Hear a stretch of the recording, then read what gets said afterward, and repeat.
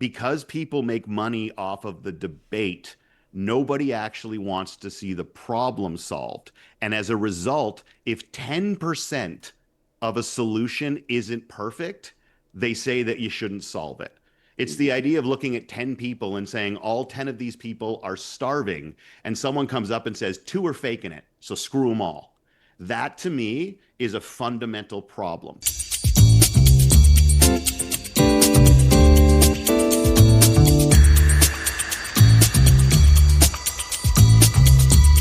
All right, welcome back to Life in Moments. Today's guest is someone whose words have fundamentally changed the way millions of people think about leadership. Drew Dudley is the author of This Is Day One and the voice behind one of the most memorable TED Talks I've ever heard, which is the Lollipop Moment, which reframed leadership not as a title, but as a choice we make in the quiet moments that matter. He's worked with organizations all over the world, and today we're diving into the moments, the mindset, and the mission behind the philosophy. Oh, I'm thrilled to be here, guys. Let's dive right in. This is such a cool concept you're doing. All right, so I just want to get started. One of the main things that I've seen all over your work is how when we go through school, we're taught to chase the job, to chase the money, to chase the goals. What exactly made you realize that that model has failed us, that that model is not something that we should be aiming to do and achieve in life? Yeah, I guess one of the key things for me would be it's not that it's not a model to try to follow or achieve in life, it's that it's one that has to be balanced. Like it really, really does. And I'll even say this, I don't think we're taught that stuff. I think we learn it. And a big part of my work is the idea that within the education system, which can be among the most liberating, empowering, important, powerful, but as a result, most dangerous and influential systems, if we don't pay attention to it, there are things that are learned even though they're never explicitly taught. And one of those things, I believe, if I really step back and look at it, one of the dangerous pieces that it does is it teaches us that are the biggest mistakes are the biggest error you can make, but mistakes are pathologized. Because if you think about education, at the end of it, the people who are considered the most successful, the ones with the best grades, but people with the best grades aren't necessarily the ones who are most knowledgeable or skilled in the content. They are the ones who made the fewest mistakes along the way. And as we all get older, I think we start to realize that any system that doesn't have mistakes and the opportunity to learn and recover from them, any system that doesn't build that in is a flawed system because mistakes are inevitable. But then you look back at the education system, and I don't think that it's structured to allow for mistakes, to forgive mistakes. Because let's say you got a midterm that's worth 20%, right? You Mm-hmm. get 50 on the midterm. When I used to break that down in school, I'm like, okay, I have 20 points available to me, and I got 10. So that means that the best I can do at the end of the year is 90. You never get the points back. But in real life, you can F up pretty big and you can slowly work those points back. The big moment I think that it struck me, and I wouldn't say that it's failed us, I would say that it's incomplete. Almost everything that people sort of nitpick at now, they're nitpicking at a relatively small percentage of it, right? And that's one of the things that bugs me in the culture of the world right now is that large numbers of people in this world who have influence don't want things to happen because the money they make and the influence they have is born out of a logjam and is born out of arguments. And as a result, I don't think that a lot of us realize that that's not how most people interact. You know what I mean? And I think that that's one of the challenges for me is that I started to realize that I was only being asked to develop one part of me and that I had worked my whole life to make my grades extraordinary. And what I wish I had done is I had worked twice as hard to make them the least impressive thing about me. When I was 21, my grades were the most impressive thing about me. I think that's a failure of education. And I'm using that to evaluate me, not other people. But Mm-hmm. I realized when someone passed away at 21 and 2,000 people showed up to his funeral and he was a C student, and his resume didn't look as good as mine, but he mattered more. And there were a lot of moments where it started to shift, my friend, but it was when I watched someone who the education system hadn't celebrated, but the people around him celebrated. When I watched the impact of that life when it ended, I realized I'd spent most of mine like trying to impress people I hadn't met yet. You know, in high school, you're trying to Yeah. impress university or college admissions counselors. When you're there, you're trying to impress whoever's going to hire you or let you into grad school. And then at your first position, you're trying to build your resume so you can move somewhere else and move up. Our whole lives, we're taught in many ways. We're not taught, we learn, you know what? Try to impress people you haven't met yet. And Yeah. that's when I realized when I watched a young man named Jason Abraham pass away. And then when I watched my roommate in college pass away a year later, and you see the impact of a 20-year-old life when that life wasn't just trying to impress teachers. And Mhm. that is really what shifted for me. Hmm. Uh, Dang. Question for you. You mentioned like that you can't get those like marks back. Like you talked about your midterm example, which I feel like is very prevalent to me because a little bit later I'm going to be writing a midterm that's worth exactly 20%. So I'm kind of in that like same boat of like I got to do as well as I can because I know I'm going to lose out on marks that I'll never get back. Yeah. Um, how There's would no you? forgiveness in school, No, like not when you break it down. right. If you could, how would you restructure that format so that we could have a new education system that does, I guess, reward forgiveness and like making that adjustment later on? Yeah, I'll preface this by saying it's not teachers' fault. All right, because when you are a part of a culture, you don't necessarily realize the untaught lessons that you're a part of passing along. And we're all learning that now as more and more groups that have been hurt when we're not paying attention and not aware of it are saying so. Step one, after recognizing that I'm not crapping on teachers, is that culture takes a long time to shift. And the problem is that it is hard to evaluate personal development. It is hard to evaluate emotional intelligence, and the education system is dependent on evaluating people. Like Hmm. that's its purpose. I learned this really early, and this is one of those lessons we learn, right? But aren't taught. Why are they grading us if it's not to rank us? And Mm. why rank people if it's not to make sure that the people at the top get something the people at the bottom don't get? And the number one thing that we can start to do is early on in the education system, at least, and I don't know if we can do it half. I really don't. But we have to make a bigger percentage of the evaluation within education, particularly at very young ages. It has to evaluate humanity, it has to evaluate character. And that's difficult, right? Because to say someone's job is to evaluate character, teachers aren't trained for that necessarily. Mm. But being kind to other people in the classroom can't just be a gold star. It actually has to be evaluated.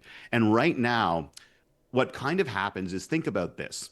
I think the education system trains us for a marathon. All right. And it says if you win the marathon, you get $10 million. If you know how to juggle at the end of the marathon, you will get an extra quarter million. And nobody would sniff or laugh at a quarter million bucks. Mhm. But if you got to put your training in, one thing is worth 10 million, one's worth 250,000. Your focus is going to go on the $10 million thing. That's your grades. Those are the numbers. Those are the Mm. tests and the essays. And if you say to people, oh, yeah, well, we're going to evaluate how kind you are to people, how empowering you are, how Mm. safe you make other people feel, how much you defend people who need it. And we say, okay, well, we're going to grade that as well. We need to find a way to actually make that part of the formal evaluation so that people who don't write essays and tests well, they still have a source of validation. Because I worry right now that young people in the education system whose intelligence isn't bent towards tests and essays and remembering things, I am worried that there is not as many opportunities for recognition and support and self-worth when those Mm. things are seen as like a side thing. And the core thing you got to do is learn how to run the marathon. Being kind, having character, all the other aspects of your personality, we treat like the juggling that's optional at the end. It's a nice thing to have and will reward you a little bit more, but this is really what you got to do. Mm. That's what I think we have to start to change, and it has to change over time.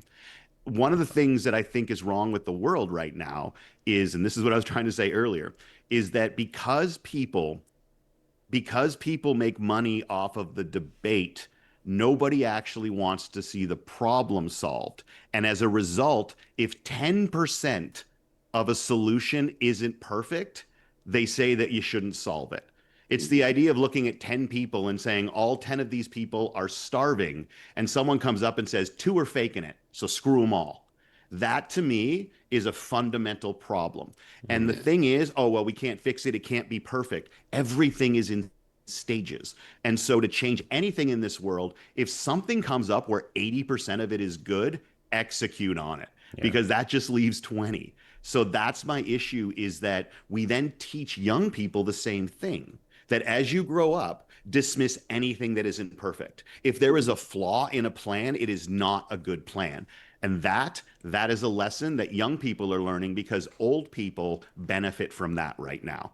Because the more we get distracted, the more we're going to ignore things, not just things that have to change, but things we got to learn. Mm. In Yeah. the education system right now, there is no formal personal financial education. Do you know what my life would be like right now if someone had more clearly explained compounding interest to me when I was like 13? Yeah. Like, or what financial exit velocity is. The idea that you can pick how much money you need to make per month for the rest of your life and actually have a date where you can hit that number, where your savings generate that every month. And if I had known that there's a number like that you can calculate, I would have changed my whole financial plan. Because right now it's like, make as much as you can, and then at 65 you get to decide what your retirement is like. Mm. I'm like, Mhm. nah, figure out what you want your retirement to be, how much it costs, and stop working when you get there. Yeah. Because my last Mhm. red dot talk, because of the nature of it, I can't use the three letters that it was because of the license. My last one was talking about ambition and potential, right? And I believe that potential is the word that other people use to describe how much money they think you should make. And I was talking Mhm. about how there was this old ad, and I had it on the wall of my high school bedroom and then my university dorm room. And it was a picture of a runner in front of this super long road that stretched off into the distance, and you couldn't see the end of it. And then it said, "There is no finish line." And I always thought that meant there is no limit to what you can accomplish. That's why it was on the wall. But I wonder if what it actually taught me is that you must never stop Mm. accomplishing, because there is no Mhm. finish line. And the problem with potential is no one ever defines what you have to do to reach it. They just tell you they expect it from you, or you start to learn that they expect it from you. And then you chase potential past your finish line, right? When you should be Mhm. done.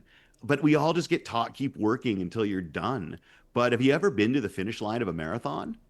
There's a big tent, and everyone in it is so relaxed and happy, because no one who just ran a marathon should expect anything else from themselves that day. Mm. And you know how Mhm. rare that is in life, to be able to sit with other people and no one feels that they owe the world something else that day. If we Mhm. can teach in the education system how to hurt people less and how to fear people less, then what happens is, I think we are more likely to create these, as you guys talk about in this podcast, these moments. And Mhm. I'm happy to talk about those because I love it. But I just kind of thought I wanted to talk about some of the things that stand in the way of that. Because Yeah. if you don't do it, it's not because you're a lousy person. It's Mhm. because we were all educated culturally to not necessarily expect the best in each other anymore. Not Mhm. in the education system, but now social media plays as big or bigger a role in information delivery than school does. And that is a problem. And school needs to adapt to the fact that it now has competition in how people learn things. And it's not doing it. And the way it teaches things and the things it teaches are so much less interesting to young people that they are losing to social media. So young people are learning information because it's what everybody knows. And as Tyrion Lannister said, I trust the eyes of an honest man more than I trust what everybody knows, because Mhm. everybody is the worst source of information in the history of the planet. Yeah. I just want to touch. I think one of the key things I was noticing as you were talking, I was relating to all the things you mentioned on leadership. And as I was going through a lot of your talks and just some of the stuff you've written and whatnot, I've never seen someone so consistently describe leadership as not a position or a title or some type of money that you have, but as a behavior that anyone, regardless of where you are or what you're doing, can accomplish. And I think that fits so perfectly with what you're saying about forgiveness and about just seeing people for who they are in front of you. Because it would take someone who has leadership as a behavior to sit down with anybody, regardless of if you agree with them or if you disagree with them or you think that you hate the type of person that they are. Like, just hold on, I don't know the full story. It's important to get to know this person on a one-to-one level. Yeah. So I was just wondering, when you started to think that leadership is more of this behavior that anyone can utilize. A 5 year old can start to be a leader all the way up to being well into your senior years. Like, when did that really start to become clear for you? Yeah, I will say one thing I've started to adapt is not to say that leadership isn't positions. I'm not saying it's, I think I'm saying it's not only positions. So Mm, what I'm trying to say is like not everyone can or should be a CEO or wants to be, but there is this form that everybody can and should aspire to. And mm-hmm, so positional leadership, bureaucratic leadership is a type of leadership. I'm not saying it's not. I'm saying it's a subsection of a bigger type. okay. And when it started to happen, what's interesting is that I think we spend a lot of time in our lives trying to identify like the time something changed. And that does happen. But I honestly think that everything happens in stages. Like, Mm-hmm, honestly, it does. And I've learned that from quitting drinking and losing weight and dealing with mental illness. It's always like a step at a time. And I remember somebody asking me at a business school, it was actually a prof. He says, what's the single most transformative moment in your life? And when I looked at being invited to this podcast, I started thinking about that question again. What is the single, no, what's the single most powerful moment in your career was what they asked because life is easy. Most powerful moment in my career, I was like, I probably wasn't in the room for it. Like most of mm-hmm, the biggest moments in our lives, personally, professionally, we're not in the room for it.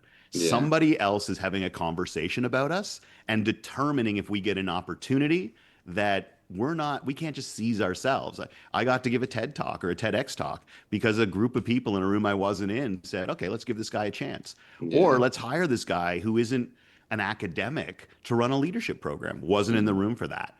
And so I think the first thing that started to change for me is realizing, wow, a lot of the biggest decisions in your life, you're not fully in charge of. mm-hmm, And that means the way that other people feel about you as a person is a massively important thing. Not just how good you are, not just how driven you are. Michael Jordan can make everyone on the planet hate his ass because what he does for a living, you can hate him and he can still be great. It's yep. very hard for most people to function well when most people don't like them.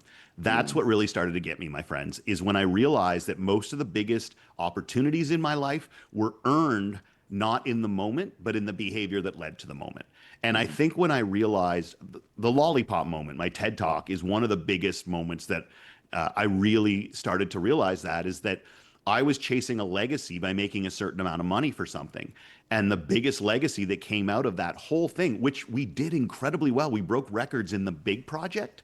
But the moment where I was trying to hit that goal through everyday actions, when I was talking to a girl and fundamentally changed the course of her life, that's all I remember really about that mm, campaign, that bigger thing.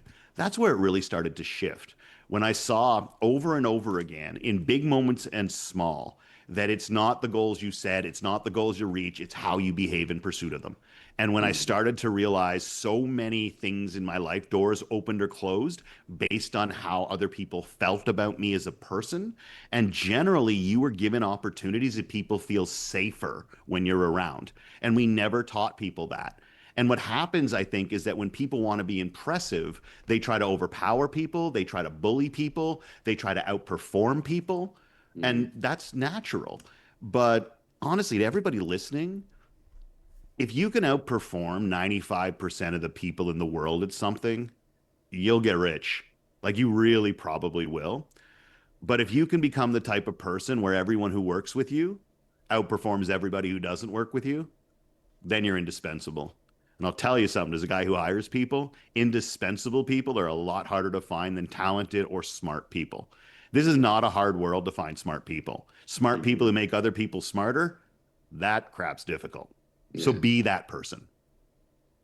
It is. I'm very glad you brought up the lollipop moment and that whole talk you gave, because there was something in there. That girl, it was multiple years later when she came back up to you and told you that impact that you had. And I'm sure you were extremely grateful to her for doing that.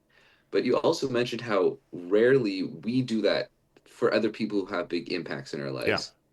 And I just wondering, do you have any guesses as to why we hold back maybe and we don't tell people how much they mean or the impact that they had, even if we have the opportunity to tell them that?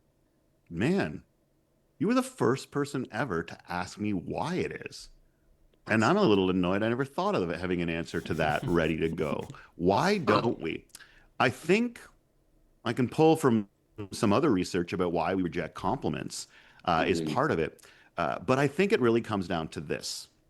Telling anyone how you feel is vulnerability, Mm-hmm. even if it's a good thing. You were saying, I feel this. And half of the population in the world has been told that that is a sign of weakness growing up. Mm-hmm. Most of the men on the planet have learned, even though they've never explicitly been taught, that vulnerability, not only is it something that makes you vulnerable to attack, but it makes you look weak to whoever you're interested in dating.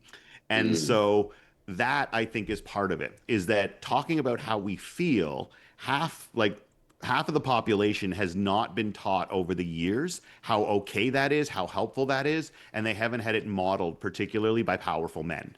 And I think that that means that a lot of men have been taught that vulnerability is dangerous. And in many places, it is. That's the challenge. So, for those of us who talk about EI and vulnerability, it's usually a lot of pretty privileged people talking about it. It's a lot harder to Mm-hmm. focus on your everyday leadership when you work two jobs and have three kids, right? There's a privilege to my work, and I got to recognize that. My work really speaks to people who have security and freedom to some degree because they can focus. It's all about focusing on your fundamental behaviors. Why we don't do it, I think vulnerability is the core piece, and I think the other one is this. It is a busy and distracting world, and many times we ignore the leadership around us. It's because it's from the people who are always around us, who we care about the most. And there are a lot of assumptions that come when you become familiar and comfortable. When you become familiar and comfortable, you do get into a routine. One of the things a friend of mine told me is that he looked over once after saying, I love you to his girlfriend and realized that they had stopped showing it because they just said it all the time. And they'd say it two or three times a day. It was a big part of their life. But then he committed himself for 30 days to never saying, I love you. He had Mm-hmm. to replace it with actions that demonstrate I love you. And she did not notice that he'd stopped saying it because he had replaced it with behaviors, because he realized they had become so comfortable that this incredibly powerful, important recognition of each other had come to mean nothing because it happens all the time. Hmm. It's kind of like, oh, this is a weird example, but you develop a tolerance to anything that you do, right? You move to Death Valley, you get used to heat. All right. You use this drug, you got to use more of it every time to get the same impact. It's the same way we treat each other. I think it's vulnerability and it's assumptions that we make that everybody knows. Or somebody who cares about them more, they tell them. But I go through life now, like honestly thinking everybody I meet, not a single person has said a nice thing to them that day. If you go through life assuming that everyone's been treated like crap all day, I think most decent people go above and beyond to shift that. We don't like seeing things in pain. We Hmm. don't like seeing other humans in pain. And when we see like if we see a dog on the street in front of a homeless person, people keep going, "Oh, that poor dog." I'm like, there's a homeless Yeah. vet who owns the dog. But see, we don't want to see humans suffer because if we see humans suffer, we convince ourselves they deserve it somehow. But everything else in the world, we don't. If we can start believing that people like you don't, everybody listening, you don't deserve the bad stuff that happens to you. Mm-hmm. Like you might be responsible for it and you should be accountable for it, but you didn't deserve it. And I think what we assume is that good things we don't deserve. People are doing it to be nice. Bad things we do deserve. So like today, it seems like more than ever, everything you do for the most part can be and for other people's lives are put on social media. And Mhm. it touches on the concept of adding value in a stranger's life. Like in leadership, like the goal, you want to add value, you want to motivate someone. But now I start to wonder about like the intention behind adding value because with social media, people have an image, whether it's an image they want to maintain or an image they want to build.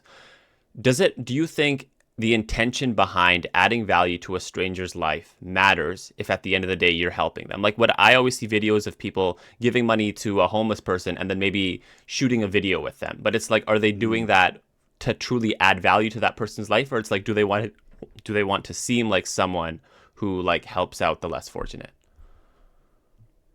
I wonder if they know. You know what I mean? Like Yeah. I I don't know about you guys, but I remember a world where there wasn't social media. And so I can see the difference and I can recognize stuff like that. But if you were born in, 2005, Mm. like Facebook, and they were all like your whole life, they've been there. We have no control over how it makes us think. Like I can resist it a little bit, even though it sucked me in completely. Mm. But if you've been raised in it, I don't think people know. I don't think people who've been raised with social media see their off social media life and their on social media life as separate. Mm. Mm. And that is why I don't think they understand their own motivations. Because I wonder if I could go to a 20-year-old and say, you can't use social media. They would argue you cannot function in this world without social Mm. media. Social media has made us believe we need it. And Mm. that is one of the most insidious pieces of BS. We do not need social media. Social media is a toxic bacteria that is eating our social world. It is filled with lies. It has allowed hate to be monetized at a level I have never seen before. And it Mhm. makes people believe they need to live their lives for social media and not for the people around them every day. I don't know the answer to that question. I don't think the people doing it realize they're doing it. Mm. And what I think happens is the only reason that that question is asked is because trolls took a look at people doing it online and decided to point out the bad thing about it. Because Mm. we wouldn't think about that if somebody else hadn't Yeah. been like, oh, look at you, you disingenuous jerk. Mm. What I think it demonstrates is that social media has made us assume less than the best in Yes. things. We assume we're being misled and listen to me talk about it. And I think it's important. More people should assume that. But what happens is people assume they're being misled by only half of social media.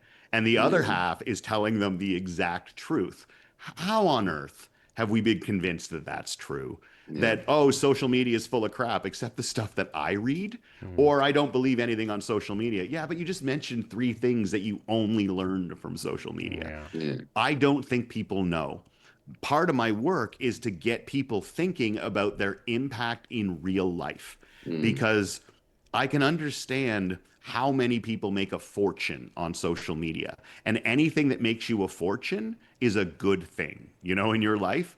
What I worry about is that when we have entire generations who have never functioned without it, it is the intellectual heroine of the day is that nobody doesn't try it at some point. You know what I mean? And then it's like it's the smoking of the social world. It's Mm. addictive and somehow society has been like, well, if we slap some warning signals on it, this thing that hooks young people and keeps them addicted, it's all good. Like you used to have to assassinate people to eliminate them, Mhm. and now you don't. Like Wow.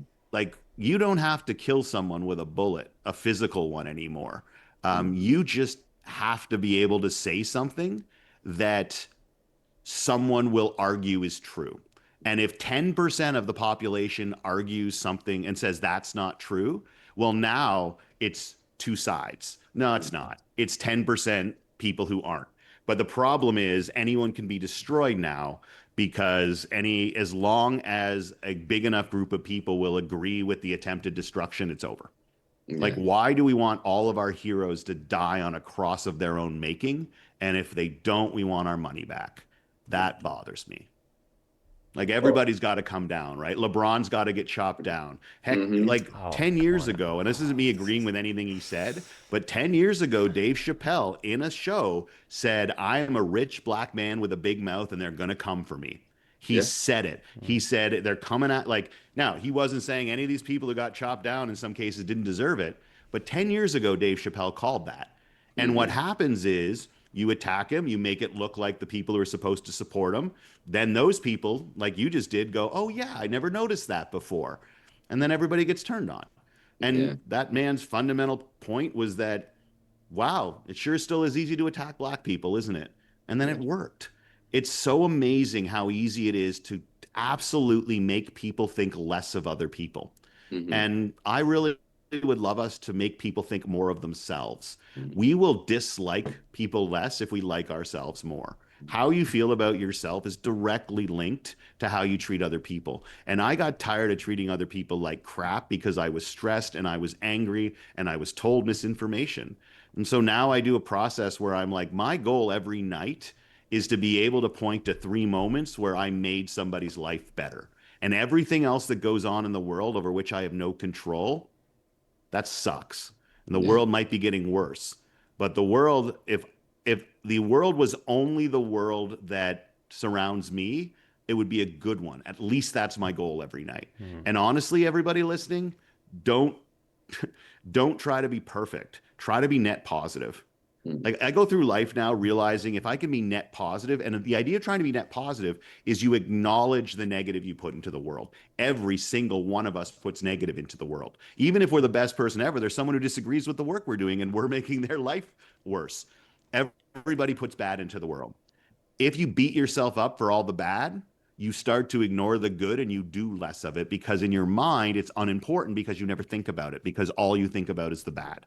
Be net positive. When you make a mistake, instead of saying, I suck, say, okay, that was pretty bad. What is my plan to slowly make it net positive? I have one question that I think would finish off well. Try to put a little positive spin on this for the people who are listening. This was hasn't been too negative, has it? I'm No, totally no, not no. that guy. Like, I think it's been really good. We like to finish on a positive note, something that listeners can take away and yeah. maybe apply to themselves. You've talked a lot about like the daily things that we can do and just be net positive. So one day you might mess up. You might screw up completely at work or in a relationship with anything. You Mhm. might piss someone off, you might hurt someone's feelings, but you want to be net positive. Do you throughout your career are there things pieces of advice that you could give the listeners that can help them be more net positive? Mhm. I think the biggest one is to remember that the root of every interpersonal and organizational dysfunction is fear. People are Mm, afraid. They're afraid something will be taken from them, money, a job, respect, freedom, opportunity, or they're afraid they're going to be given something that they're not ready for, more work, something they're not skilled at. And if you, the one thing that has made my career better is whenever I start to see conflict or tension, I take a step back and go, what are they afraid of? Because the reason that they're tense around me is I'm making them afraid. And not like they're going to be physically hurt, but then I'm going to take something from them or force something onto them. And whenever you're interacting with someone and you feel that tension, instead of being like, what are they assuming about me? Or why are they acting like this? Or assuming you know why they're acting like that, just mhm, ask yourself, what are they afraid of? Because to ask yourself what someone else is afraid of, it requires empathy. And empathy is the most important talent in leadership, like empathy and accountability. Those two things will make you someone more effective at positively impacting people. So, if I could give some positive advice to anybody listening, empathy and accountability, work on developing those. And one of the best ways to work on developing empathy is to always, in every interaction, in every conflict, in every moment of tension, ask yourself, what is this person afraid of? Because it's probably you that are making them more afraid. None of us want to do that. And as soon as you ask, what are they afraid of? And you realize how you could be contributing to that, most people immediately default to how can I make them less afraid? And every time you try to make people less afraid, that is leadership. That's it. When you walk in the room, if people are less afraid, it's leadership. You don't have to say a bloody word. It's just you come in and people know they're going to be okay. You're not going to solve their problems, but they're not going to be attacked. They're not going to be in a conflict. Nobody's going to snark. Empathy and accountability. And empathy comes from always asking, what is this person afraid of? Not judging their fear. mm, All right. You don't have to agree with why they're afraid of something, but all of us know what it feels like to be afraid. And if you address everything in this world at the level of the fear that drives it, instead of the behavior that emerges from the fear, we are all going to understand each other better and we are all going to have a more positive impact. The best thing I ever learned was to look at the anger and what seemed like aggression to me in the world as coming from fear and recognizing that the best thing I can do to build a relationship is recognize I'm making them afraid ask myself, how might that be? And then attempt to change behavior to make people less afraid. Doesn't mean give them what they want, but it does mean saying, how could I be causing fear? And when you realize that you could cause fear, it changes your behavior. It really does. Well, I think that is a perfect place to end off. Now, do you have Yeah. anything else you want to add? No, I got nothing further. All right. Well, Drew, we appreciate you taking the time to talk with us today. I've learned a ton. So even if no one else takes anything away, I know for sure you've made a big impact on Nav and I. And we hope you have a fantastic day. Again, we thank you so much for joining us today. My absolute pleasure. Thanks for doing this, guys.